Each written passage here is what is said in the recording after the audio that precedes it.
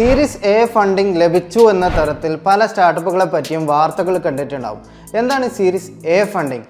Early traction സ്റ്റേജിലുള്ള സ്റ്റാർട്ടപ്പുകൾക്കാണ് ഈ ഫണ്ടിംഗ് ലഭിക്കുക.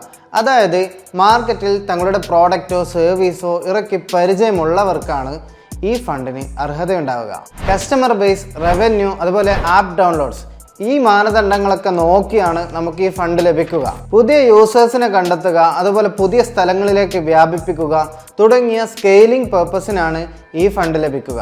3 ഇടങ്ങളിൽ നിന്ന് സീരീസ് എ ഫണ്ടിംഗ് നേടിയെടുക്കാം. ഇതിൽ പ്രധാനപ്പെട്ടതാണ് VC ഫണ്ടിംഗ് അഥവാ വെഞ്ചർ ക്യാപിറ്റൽ ഫണ്ട്.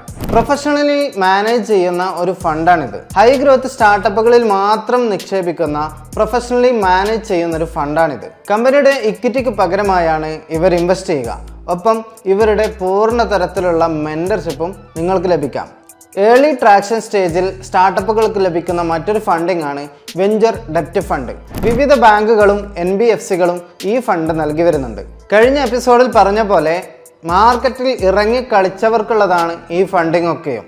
ഇനി നെഗറ്റീവ് ക്യാഷ് ഫ്ലോ ആണെങ്കിൽ പോലും ഹൈ ഗ്രോത്ത് പൊട്ടൻഷ്യൽ ഉണ്ടെങ്കിൽ നിങ്ങൾക്ക് ഫണ്ടിങ്ങിനുള്ള ചാൻസ് ഉണ്ട്.